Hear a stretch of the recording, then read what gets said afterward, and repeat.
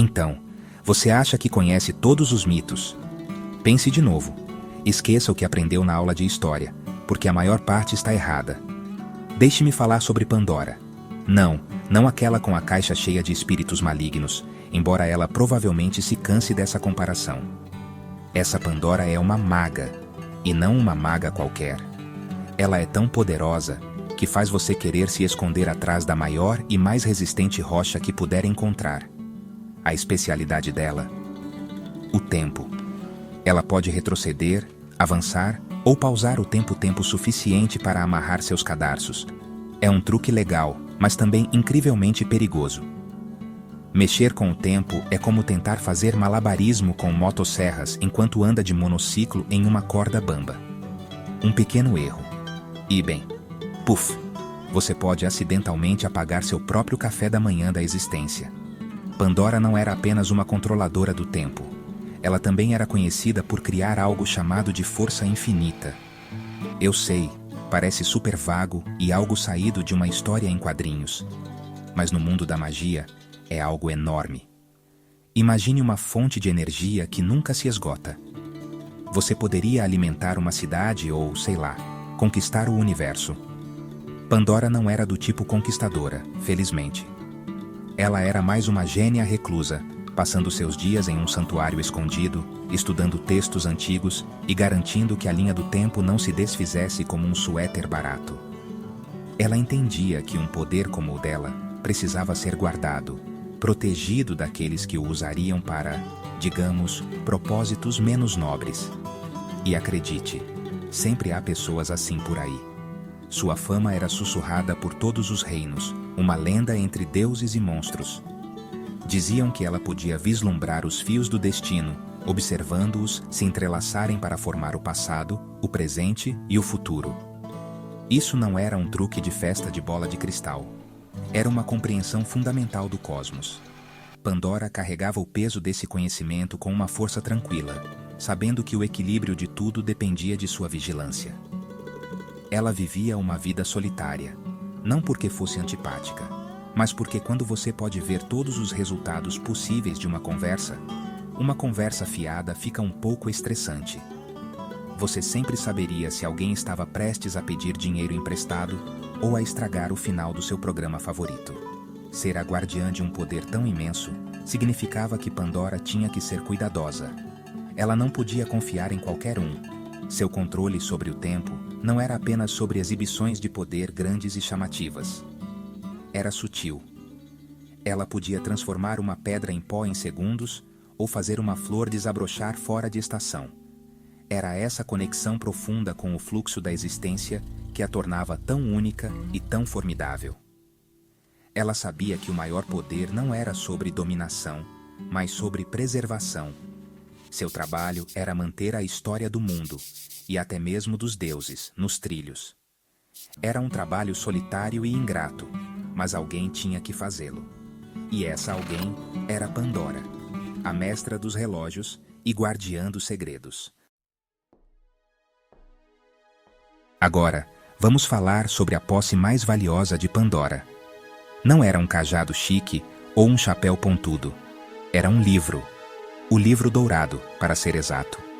E este não era apenas um livro antigo que você encontraria no Sebo do Messias, lá em São Paulo.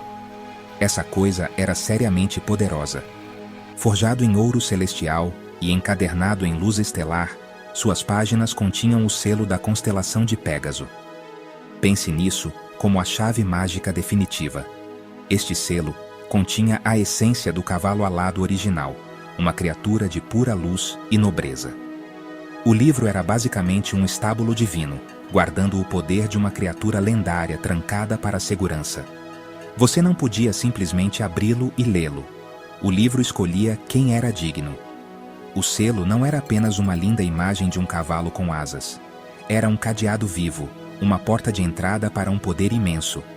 Ele pulsava com uma luz dourada suave, um testemunho da criatura que representava. O Pégaso da constelação era um símbolo de heroísmo, liberdade e tudo de bom. Por séculos, o Livro Dourado permaneceu dormente, seu poder contido, exatamente como Pandora pretendia. Ela sabia que tal força não poderia ser liberada sem uma razão muito, muito boa. Era o tipo de poder que poderia virar a maré de uma guerra ou criar novos mundos. Nas mãos erradas, poderia facilmente despedaçar a realidade. Então, o livro ficou lá, esperando. Mas é aqui que as coisas ficam interessantes.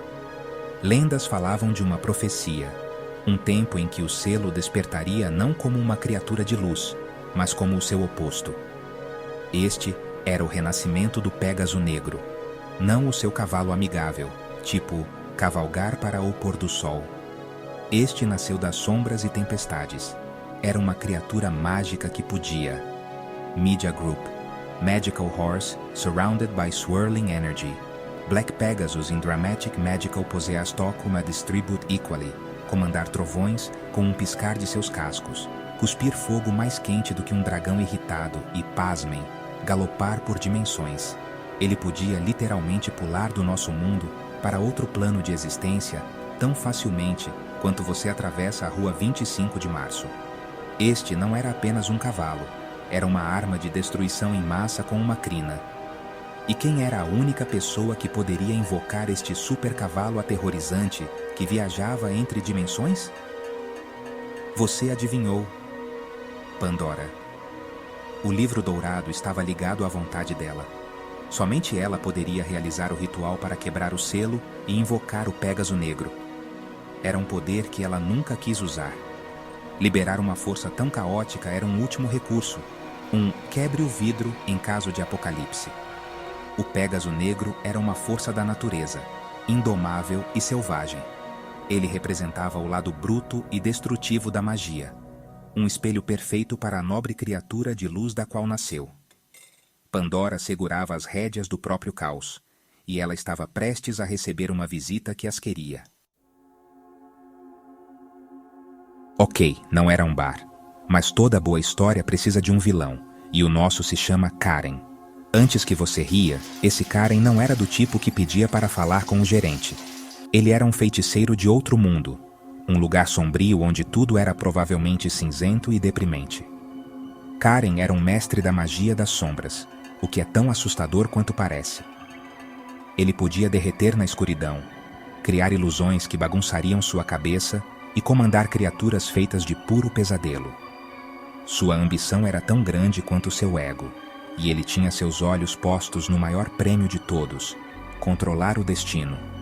Ele não queria apenas poder, ele queria ser quem escrevia a história para todos, incluindo os deuses. Karen tinha ouvido as lendas do Pégaso Negro. Enquanto todos os outros tinham medo dele, ele via uma oportunidade. Um cavalo que podia viajar entre dimensões e empunhar trovões e fogo?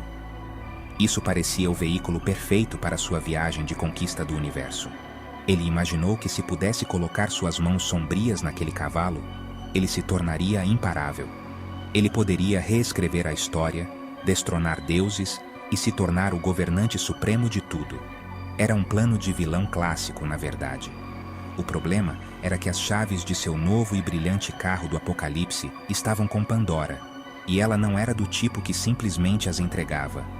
Então, Karen fez o que qualquer feiticeiro das sombras que se preze faria. Ele cruzou a fronteira dimensional e veio em busca do livro dourado. Ele não estava interessado em pedir educadamente. Seu plano era pegar o livro à força e dobrar o Pégaso Negro à sua vontade. Ele acreditava que com seu comando sobre as sombras, poderia domar a fera que Pandora temia liberar. Ele via o Pégaso não como uma força da natureza, mas como uma ferramenta, um meio para um fim. Isso o tornava incrivelmente perigoso, porque ele não respeitava o poder que estava tentando roubar. Ele era como uma criança tentando brincar com um reator nuclear porque acha que as barras brilhantes são legais. A ameaça era séria. Se Karen conseguisse o controle do Pégaso Negro, não seria apenas ruim para Pandora. Seria catastrófico para todos. Ele poderia cavalgar o cavalo até o Monte Olimpo, ou Asgard, ou qualquer outro lugar onde os deuses se reúnem, e desafiar seu governo. Ele poderia alterar as histórias divinas, mudando os resultados de batalhas antigas e apagando heróis da existência. o próprio tecido dos mitos que mantém o universo unido, estaria em suas mãos. As apostas eram mais altas do que o pé de feijão de um gigante. O destino dos próprios deuses repousava em um único e poderoso livro e na maga que o protegia. Pandora era poderosa, mas não era burra. Ela sabia que um confronto direto com um feiticeiro das sombras que viajava entre dimensões não era uma luta que ela deveria travar sozinha. Karen não era apenas um vilão de baixo nível. Ele era uma séria ameaça de além do seu mundo. Tentar proteger o livro dourado enquanto ele espreitava em cada sombra seria exaustivo. Então, ela decidiu pedir reforços. Mas a quem você liga quando um mago das trevas quer roubar seu cavalo mágico para derrubar os deuses? Você não os procura nas páginas amarelas. Você chama outra lenda, alguém cujo poder possa igualar a escuridão. Ela procurou Araki. Esse cara era o verdadeiro negócio.